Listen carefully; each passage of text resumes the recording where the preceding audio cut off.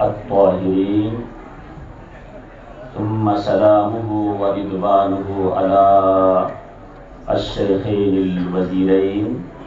وعلى السهرين الذنورين وأسد الله الغالب على الإبطال۔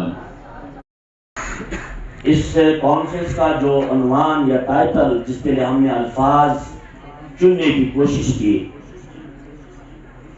الحسین کی اس عظیم نام سے قبل یوم،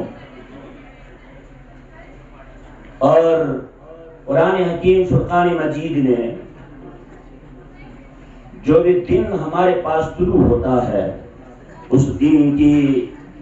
شان اور اس دن میں کرنے والے کام کی مناسبت سے کہا کل یوم ہوا فی شان۔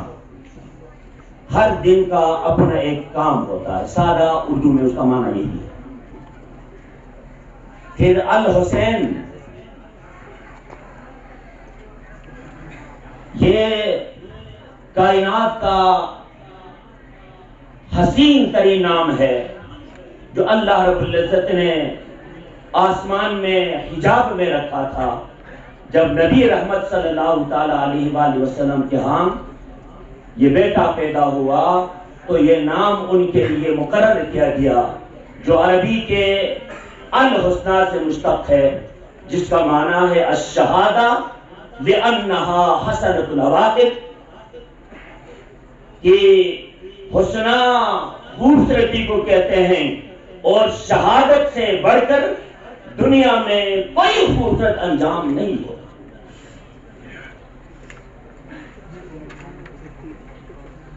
بعد اعظم لفظ اتحاد، اس کو ہم عربی سے تعلق رکھنے والے طلبہ مصدر کے معنی میں بھی لے سکتے ہیں، اور معنی کے اعتبار سے مطلوبہ مقررہ حدود پر اتر کر ایک حد فاصل پر،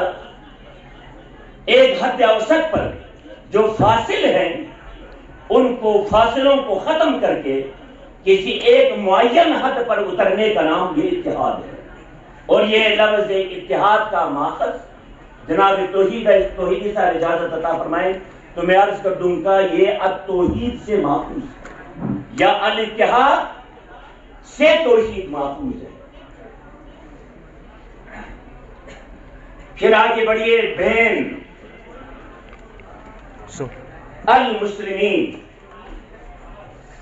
المیہ یہ سوالیہ نشان اس وقت کے ہمارے قلب و باطن یا ذہان میں جو موجود ہے وہ یہ ہے کہ ہم قرآن و سنت اور اسلاف کی تعلیمات کو لینے کے لیے جو طالب علمی کی جو طلب ہوتی ہے یا جو طلب ہوتی ہے اس میں ہمارا طریقہ یہ ہوتا ہے کہ ہم فرقہ وارانہ دروازوں سے گزر کر دین حاصل کرنے کی کوشش کرتے ہیں۔ نتیجتاً جب دین حاصل ہوتا ہے تو دین ناپید ہو جاتا ہے اور فرقے سامنے آ جاتے ہیں۔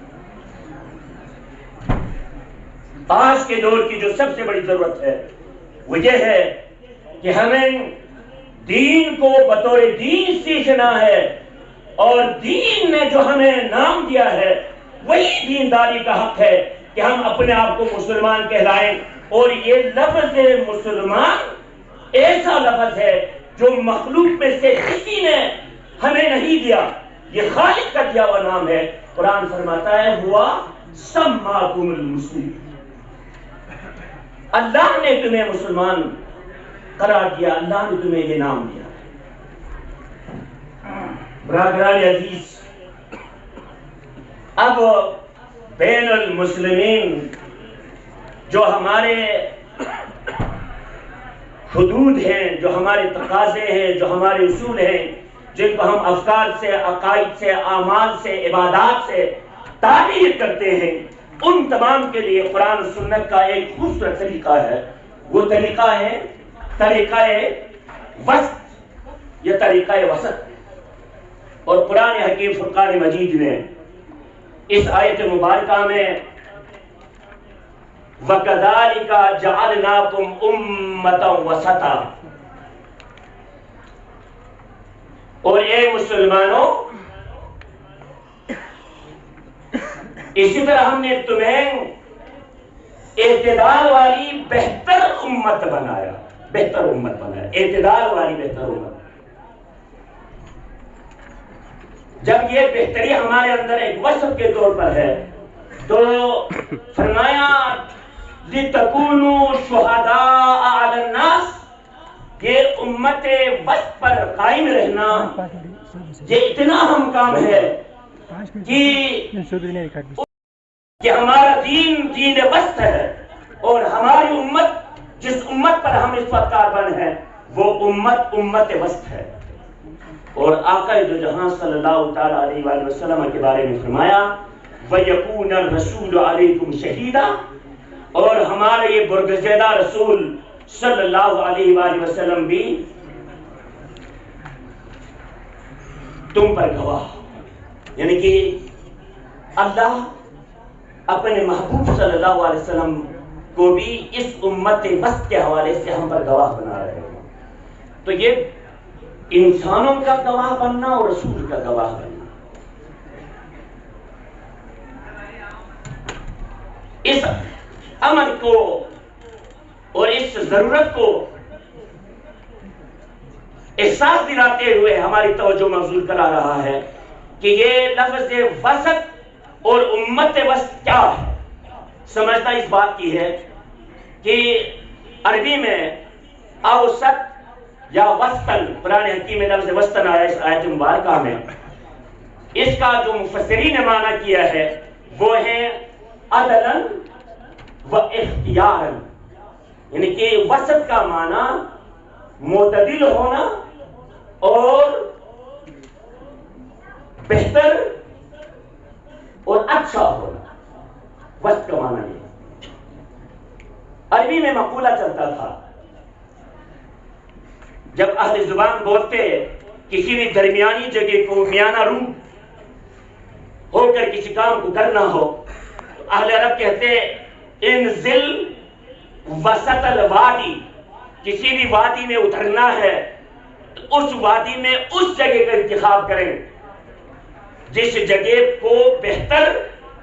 اور مناسب سمجھے، یعنی کہ کسی ایسی جگہ پر نہ بیٹھے کہ جس میں ہوا آئے، سیلاب آئے، پانی آئے، مشکلات کا شکار ہو۔ تو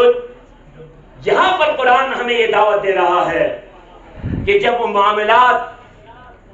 وقت، زمانہ، حالات پرآشوب ہوں تو ان اوقات میں انسان کی جو ذمہ داری بنتی ہے وہ یہ ہے کہ وہ وسط کی طرف چلیں، اور اس میں جو وسط کے لیے جو حد مقرر کی جاتی ہے اسے کمیت متصلہ کہا جاتا ہے، یعنی کہ کسی بھی شے کی جب پیمائش ہوتی ہے تو اس میں زیادتی اور کمی ان دونوں سے ہٹ کر جو درمیانی راستہ ہے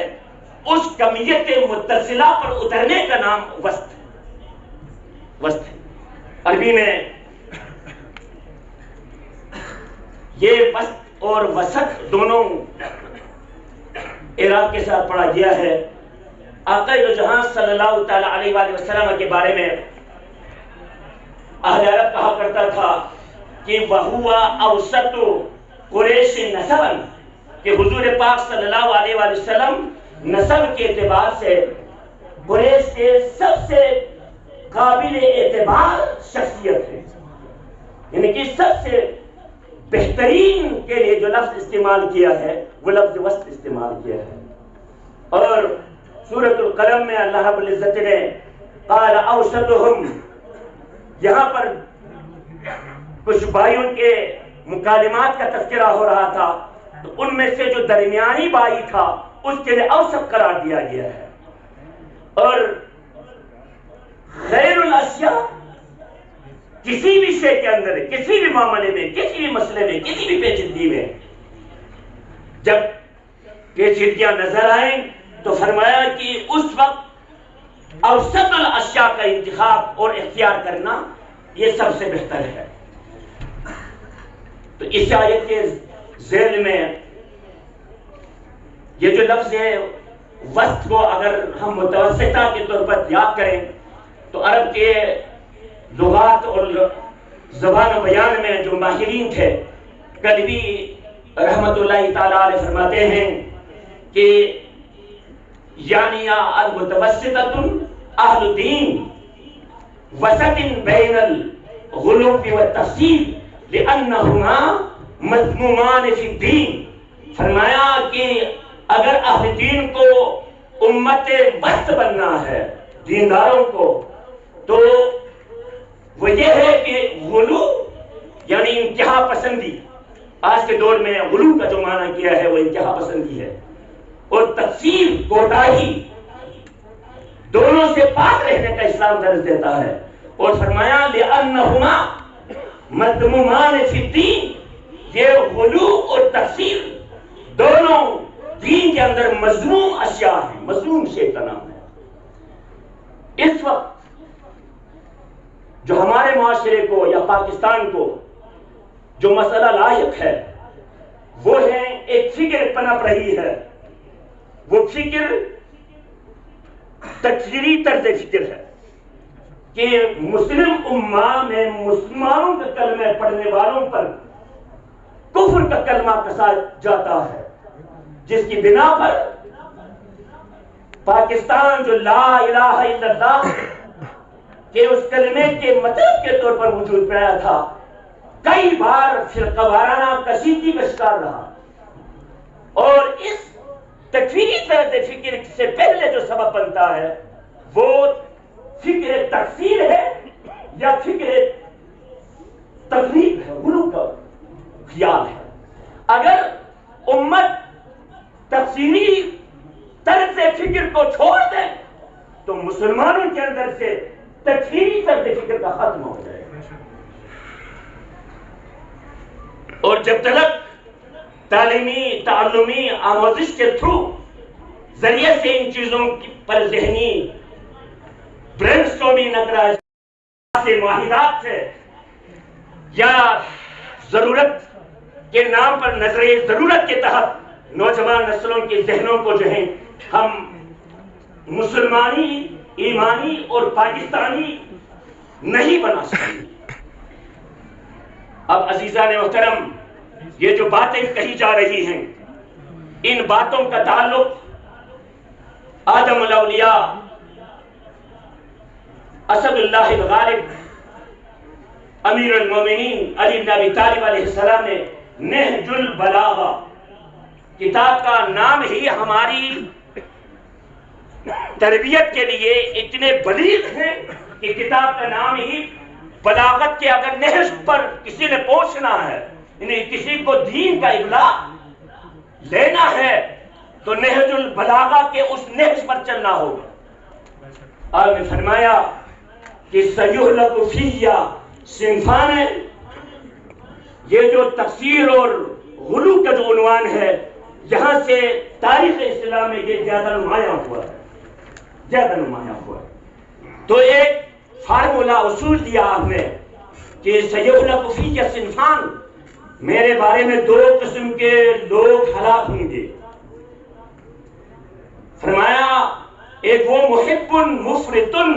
یذهب به الحب الى غیر الحق، وہ محبت کی فراوانی اور اس میں اتنا افراط کر کے وہ حق پر رہنے کی بجائے وہ غیر حق کی طرف راغب ہو جائے گا۔ ومبغض مفرط یذهب به البغض الى